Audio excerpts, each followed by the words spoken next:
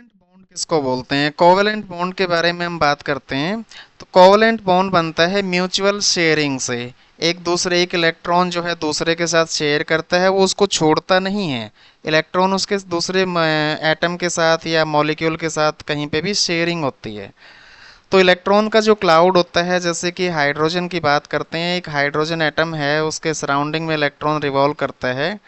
तो दूसरे hydrogen atom के सराउंडिंग में जो इलेक्ट्रॉन रिवॉल्व कर रहा है, उस इलेक्ट्रॉन को आपस में दोनों हाइड्रोजन शेयर कर लेते हैं। शेयर करने के बाद ये क्या हो जाता है, हाइड्रोजन हाइड्रोजन एक दूसरे के नज़दीक आ जाते हैं और यहाँ पे बॉन्ड बन जाता है। बॉन्ड का मतलब वही आपका दोस्ती हो जाती है, और बहुत गहरी दोस्ती हो जाती है जिसको तोड़ना मुश्किल हो जाता है, तो उसको बोलते हैं बॉन्ड बनना। सो यहाँ पे ये बॉन्ड बन गया। शेयरिंग ऑफ इलेक्ट्रॉन से जो है बॉन्ड बनता है, और इसके बारे में बात की थी लैंगम्यूर 1919 के अंदर। जो लेविस ने डिस्कस किया था कि हम डॉट स्ट्रक्चर हम बनाते हैं, तो उस आइडिया को, डॉट स्ट्रक्चर को इन्होंने क्या कर दिया, अबंडन कर दिया, मतलब कि उसको छोड़ दिया कि डॉट स्ट्रक्चर से हमें पूरी एक्सप्लेनेशन बहुत सारी नहीं मिल पाती है, बॉन्डिंग की नहीं मिल पाती है। तो यहाँ पे इन्होंने इसको जो है बॉन्ड बनाने के लिए जो डॉट स्ट्रक्चर का इस्तेमाल किया था, उसी चीज़ को यहाँ पे इन्होंने बोल दिया कोवेलेंट बॉन्ड। इसका नाम अलग से टर्म दे दिया, दैट इज़ नाम दे दिया कोवेलेंट बॉन्ड। तो चीज़ वही है, बात वही है, लेकिन बहुत सारी जगह पे डॉट स्ट्रक्चर जो भी ऑक्टेट रूल लेविस ने, कौशल लेविस ने दिया था, वो यहाँ पे कुछ जगह पे फेल हो जाएंगे। इसीलिए जो है यहाँ पे फर्दर हमारे पास chlorine atom attain argon configuration, जो हमारे इनर्ट गैस वाले जो लास्ट हमारा ग्रुप होता है, ग्रुप नंबर 18 वहाँ पे वो वाली पोजीशन अटेन करने के लिए जो है हर एक मॉलिक्यूल, हर एक एटम उस कंडीशन को अटेन करने के लिए अटेन करने की कोशिश करता है।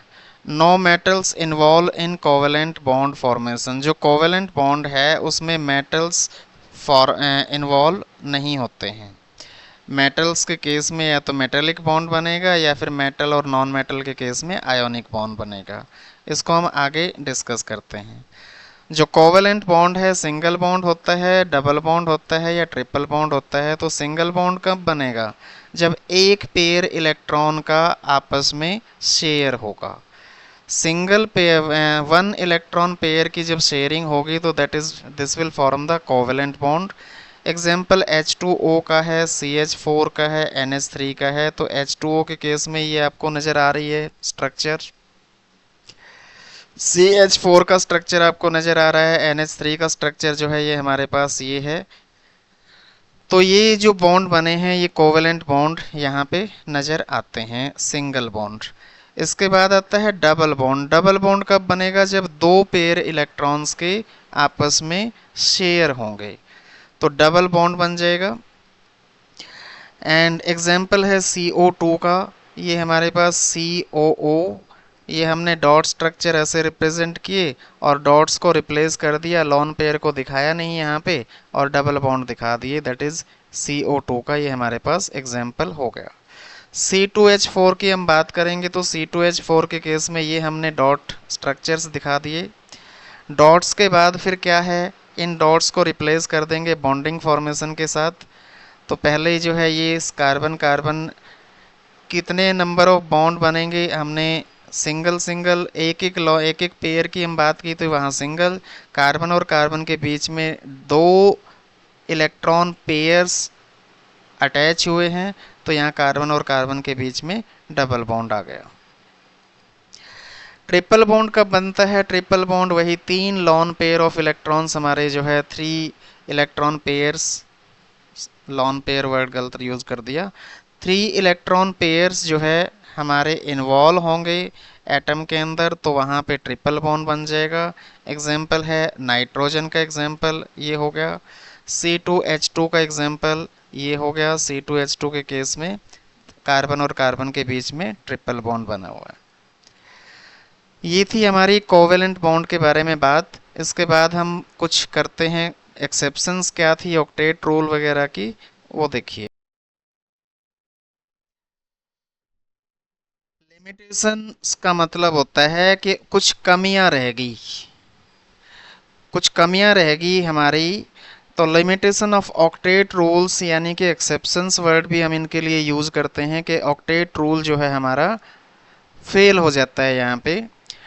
इनकम्प्लीट ऑक्टेट, सेंट्रल एटम के सराउंडिंग में जो ऑक्टेट है वो पूरा नहीं हो पाता। पहला केस तो हमारा एक हाइड्रोजन का केस ही था, ऑक्टेट वहाँ पे पूरा नहीं हुआ।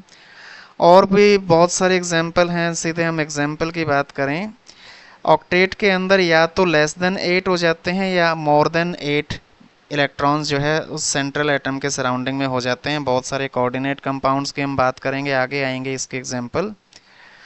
तो यहाँ पे हम बात करें LiCl और BeH2 और BCl की। तो लिथियम की जो है यहाँ पे आप देखोगे तो दो इलेक्ट्रॉन बॉन्डिंग बनाया है, इस बॉन्डिंग को हम आगे डिस्कस करते हैं। लिथियम के अंदर एक, बेरिलियम के अंदर दो और बोरॉन के अंदर 3 वैलेंस इलेक्ट्रॉन्स हैं। तो यहाँ पे जब भी ये बॉन्ड बनाएंगे, बॉन्ड बनाने के बाद ये क्या हो जाएगा, इनका ऑक्टेट पूरा नहीं हो पाएगा, 8 इलेक्ट्रॉन इनके पूरे नहीं हो पाएंगे।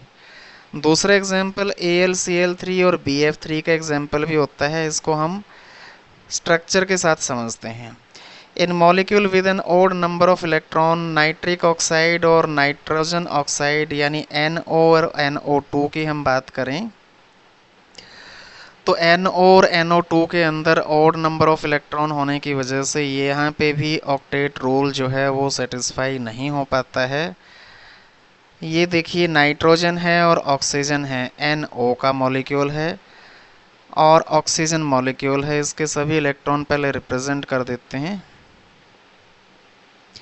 ये हो गया। यहाँ पे देखिए नाइट्रोजन के सराउंडिंग में जो है 1 2 3 और डबल बॉन्ड है तो 4 इलेक्ट्रॉन यहाँ पे हो जाएंगे, तो 4 और 3 7 इलेक्ट्रॉन इसके सराउंडिंग में हो गए। 2 2 4 और 4 ऑक्सीजन के तो हो रहे हैं लेकिन नाइट्रोजन के यहाँ पे फॉलो नहीं हो पा रहे हैं। उसके बाद हम बात करते हैं एक्सपेंडेड ऑक्टेट या एक्सीडेड ऑक्टेट, मतलब जिसमें 8 से ज़्यादा इलेक्ट्रॉन्स हो जाएं किसी सेंट्रल एटम या किसी भी एटम के सराउंडिंग में, तो उसको बोलेंगे एक्सपेंडेड ऑक्टेट या फिर एक्सीडेड ऑक्टेट। इसका एग्जाम्पल जो है एग्जाम्पल के साथ समझेंगे तो बहुत अच्छा रहेगा। ये कुछ एग्जाम्पल हमारे पास दिए हैं, SF6 PCl5 IF7। SF6 के अंदर 12 इलेक्ट्रॉन, स्ट्रक्चर से समझेंगे तो इजी रहेगा। ये स्ट्रक्चर है हमारे पास, इस स्ट्रक्चर के अंदर दिखाई दे रहा है कि सेंट्रल एटम जो है ये P है और 1 2 3 4 5 5 डबल बॉन्ड हैं, 5 सॉरी सिंगल बॉन्ड हैं, तो हर एक के 2 2 इलेक्ट्रॉन, तो 5 दूनी 10 इलेक्ट्रॉन हो गए। तो यहाँ पे ऊपर लिखा हुआ है PCl5 का केस, इसमें 10 इलेक्ट्रॉन हो जाते हैं फॉस्फोरस के सराउंडिंग में। दूसरा हमारा एग्जाम्पल ये देखिए, यहाँ पे SF6 का एग्जाम्पल है। SF6 के अंदर देखेंगे सल्फर है, इसके 1 2 3 4 5 6 सराउंडिंग में सिंगल बॉन्ड हैं, तो 2 2 इलेक्ट्रॉन हो गए, तो 6 दूनी 12 इलेक्ट्रॉन, यानी कि 12 इलेक्ट्रॉन सल्फर के अराउंड हो गए। तो इसको बोलते हैं एक्सपेंडेड ऑक्टेट या एक्सीडेड ऑक्टेट। उसके बाद एक और इलेक्ट्रॉन जो है देखेंगे, 12 electron surrounding the sulphur atom, ये आप समझ चुके होंगे। 1 और 2 सिंगल बॉन्ड 2 हैं तो 4 इलेक्ट्रॉन यहाँ पे हो गए, डबल बॉन्ड इधर डबल बॉन्ड इधर, यानी 2 और 2 4, यहाँ पे 4 इलेक्ट्रॉन, यहाँ पे 4 इलेक्ट्रॉन, 8 और 2 10 इलेक्ट्रॉन यहाँ पे हो गए। डबल बॉन्ड 2 2 4 और 4 8 9 और 10, यहाँ पे 10 इलेक्ट्रॉन होंगे। उसके बाद नेक्स्ट हमारा कॉन्सेप्ट आता है फॉर्मल चार्ज का।